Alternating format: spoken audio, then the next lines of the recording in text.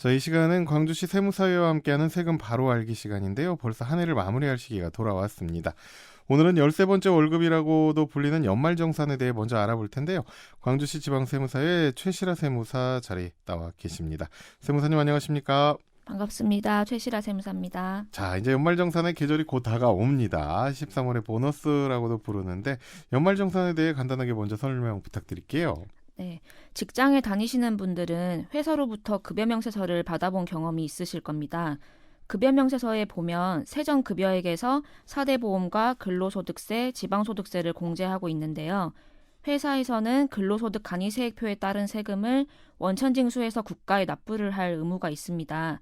다만 이 세금은 확정적인 게 아니기 때문에 연말정산을 통해서 근로자의 정확한 세금을 계산하게 되는 것입니다. 연말정산 결과에 따라서 연중에 국가에 납부했던 금액보다 내 세액이 더 낮으면 환급을 받는 것이고요.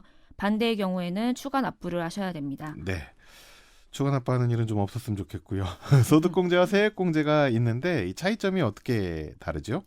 소득공제와 세액공제는 종합소득세 계산 흐름에서 적용되는 위치가 다릅니다. 소득공제는 세율을 곱하기 전에 차감을 하는 것이고요. 세액공제는 세액이 나온 후에 공제를 하게 되는 것입니다. 따라서 근로자마다 연봉이 다르고 연봉이 다르면 적용받는 세율이 달라지는데요. 예를 들어서 100% 소득공제되는 금액이 100만 원 있다고 가정을 해보면 소득공제는 본인 세율을 곱한 만큼 혜택을 받을 수 있습니다. 본인 세율 구간이 24%라면 24만 원을 돌려받는 것이고요. 6% 세율이라면 6만 원 혜택이 있는 것입니다. 반면 세액공제는 세율 구간과 상관없이 공제율을 곱한 금액만큼 혜택을 받을 수 있습니다. 예, 그 구간과 상관없이. 네, 그렇습니다. 좀 더 자세히 알아볼까요? 소득공제에는 어떤 것들이 있는지 사례도 좀 설명해 주시겠습니까? 소득공제의 대표적인 것으로는 인적공제가 있습니다. 부양가족에 대해 명수당 공제를 해주는 것인데요. 나이 및 소득 요건이 있습니다. 또 우리가 직장에 다니면서 납부했었던 4대 보험을 공제해주는 보험료 공제가 있고요. 그 밖에 주택자금 소득공제, 신용카드 사용금액 소득공제 등이 있습니다. 네. 그러면 세액공제는 어떤 부분입니까? 세액공제도 다양한 제도가 있습니다만 몇 가지만 말씀드리자면요. 7세 이상의 자녀에 대해서 공제해주는 자녀세액공제가 있고요.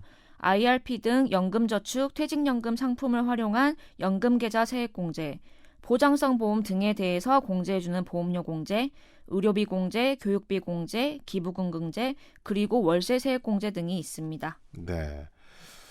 지금까지 연말정산 제도에 대해서 간략하게 살펴봤는데 이번에는 연말정산에서 이제 근로자들이 좀 많이 놓치는 부분도 좀 살펴봤으면 좋겠어요. 어떤 것들이 있습니까? 네, 연말정산은 정말 다양한 소득공제와 세액공제 항목이 있고 각 법령마다 지켜야 할 요건이 다릅니다. 그래서 자칫하다가는 받을 수 있는 혜택을 놓치시거나 아니면 과다 공제를 넣었다가 추징이 되는 경우도 발생하기 때문에 주의하셔야 합니다. 네. 우선 인적공제에 대해 얘기를 해보자면 생계를 같이 하는 부양가족 중 소득과 나이 요건을 충족하게 된다면 한 명당 150만 원이 공제가 됩니다. 소득 요건은 연간 소득금액 100만 원 이하, 근로소득의 경우 총 급여 500만 원 이하까지 해당되는데요. 그런데 이 소득 요건에 금융, 근로, 사업, 연금, 기타 소득 외에도 양도소득, 퇴직소득도 포함이라는 것을 많이들 놓치십니다. 양도소득, 퇴직소득 또한 종합소득에 포함되기 때문에 인적공제 넣기 전에 잘 판단을 하셔야 합니다. 네. 양도소득이라고 하는 것은 뭔가 이 자산을 좀 팔았을 때 발생이 되는 건데요. 그럼 양도행위가 있을 경우에 무조건 인적공제 제외 대상이 되는 건가요? 꼭 그렇지만은 않습니다. 왜냐하면 양도소득이라는 것은 양도가액에서 취득가액과 부대비용 등을 뺀 금액을 말을 하는 건데요. 양도가액이 높더라도 취득가액 또한 높아서 양도 차익이 거의 발생하지 않는 경우도 있기 때문에 잘 따져보셔야 합니다. 그리고 요즘 많은 분들이 해외 주식 거래를 하시는데 국내 상장 주식과 달리 해외 주식은 1년간 양도 차익으로 100만 원 이상 이익을 보셨을 경우에 연말정산 인적공제에서 제외하셔야 합니다. 요것도 봐야 되네요. 네. 또 유의해야 할 사항이 있을까요? 다음은 주택자금 소득공제에 관련된 사항인데요. 주택청약 종합저축 납입액 소득공제, 주택임차 차입금 원리금 상환액 소득공제, 장기주택 저당 차입금 이자 상환액 소득공제가 있습니다. 주택임차 차입금 원리금 상환액은 쉽게 말해서 전세자금 대출 원리금 상환액을 말하고 예. 장기주택 저당 차입금 이자 상환액은 우리가 흔히 주담대라고 말하는 주택담보대출에서 발생한 이자에 대한 상환액을 말합니다. 각 법령마다 공대 대상자, 공대 대상 자금이 다른데요. 주택임차 차입금 원리금 상환액 소득공제에서는 국민주택 규모 이하의 주택을 임차하기 위하여 지급한 차입금의 원리금을 공제해주고, 장기주택 저당 차입금 이자 상환액 소득공제는 취득 당시 기준시가 5억 원 이하의 주택을 취득하기 위하여 주택의 저당권을 설정하고 차입금 이자를 지급하는 경우 이자 상환에 대해서 공제를 해주는 제도입니다. 예. 요즘은 홈택스에서 연말정산 간소화 서비스를 제공하고 있어서 일괄 내려받기를 하면 일일이 서류를 챙길 필요가 없이 절차가 많이 간편해졌습니다. 주택자금 소득공제에 관한 서류도 연말정산 간소화에서 출력이 가능한데요. 종전에 말씀드렸던 공제 대상 요건에 본인이 해당되는지까지는 서류에 나오지 않습니다. 공제를 받을 수 있는지 직접 알아보시고 해당되지 않는다면 연말정산 담당자에게 서류를 제출을 하시면 안 됩니다. 자칫하다가는 과다공제로 추후에 세금을 납부하시게 되는데 이 경우 가산세까지 부담을 하시게 되므로 요건을 잘 따져보시길 바라겠습니다. 자, 혹시 연말정산 기간에 그런데 이제 서류가 좀 누락되거나 이런 경우가 종종 발생을 하더라고요. 이럴 때 어떻게 대처해야 됩니까?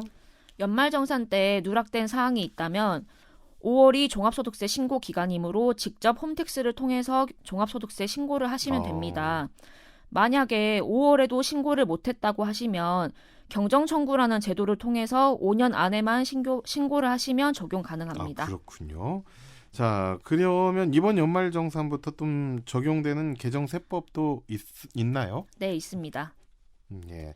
몇 가지만 좀 말씀해 주시겠어요? 네, 우선 고향사랑 기부금 제도가 신설되었습니다. 본인의 거주지 외의 지방자치단체에 기부한 금액에 대해서 세액공제를 해주는 제도입니다. 기부금액 10만 원까지는 전액 공제가 되고 10만 원 초과분부터는 16.5%가 공제가 됩니다. 그리고 고향사랑 기부를 하게 되면 기부금액의 30%에 해당되는 답례품도 제공을 한다고 합니다. 10만 원을 기부를 하게 되면 전액 세액공제에다가 3만 원 상당의 답례품도 제공을 받으니 총 13만 원의 혜택이 있는 셈입니다. 신용카드 소득공제에도 달라진 점이 있습니다. 7월 1일 이후 지출하는 영화관람비가 문화비에 포함이 됐고 대중교통 사용분 공제율은 종전 40%에서 80%까지 대폭 상승했습니다. 연금계좌 세액공제 공제 한도도 퇴직연금까지 포함을 한다면 종전 700만 원에서 올해 900만 원까지 세액공제를 받을 수 있습니다. 교육비 공제 대상에는 수능 응시료, 대학 입학 전용료가 추가되었습니다. 월세 세액공제 대상 주택도 기준시가가 향상됐는데요. 종전 3억에서 4억으로 변동이 되었습니다. 마지막으로 종합소득세 세율 구간이 일부 조정이 되었는데요. 종전에는 1,200만 원 이하까지 6%, 4,600만 원 이하까지 15%였으나 올해부터는 1,400만 원까지 6%, 5천만 원까지 15%로 변동되었습니다. 네, 이제 올해가 얼마 남지 않았는데요. 지금부터 내년 1월에 연말정산 어떻게 준비하는 게 좋을까요? 우선 금융상품을 활용하는 방법이 있습니다. 연금계좌나 청약저축계좌의 경우 올해 현재까지 돈을 불입하지 않았더라도 연말 전까지만 불입한다면 공제를 받을 수 있습니다. 지금까지 신용카드를 충분히 사용하셨다면 공제율이 더 높은 체크카드나 현금영수증으로 결제수단을 바꿔보시는 것도 좋겠습니다. 마지막으로 홈택스에서 연말정산을 미리 예측해볼 수 있는 연말정산 미리보기라는 서비스가 개통이 됐는데요. 맞벌이 부부인 경우에 인적공제, 교육비, 기부금, 신용카드 등을 누구 앞으로 공제받는 것이 더 유리한지 미리 확인을 해볼 수가 있고요. 공제 항목을 분석해서 절세할 수 있는 팁도 제공을 한다고 하니 적극 활용해보시면 좋을 것 같습니다. 네, 오늘 연말정산에 대해 세무정보 알아봤습니다. 꼼꼼하게 살피시고 13월의 보너스 제대로 받으시길 바랍니다. 오늘 말씀 여기까지 듣겠습니다. 고맙습니다. 감사합니다. 네, 지금까지 광주지방세무사의 최시라 세무사였습니다.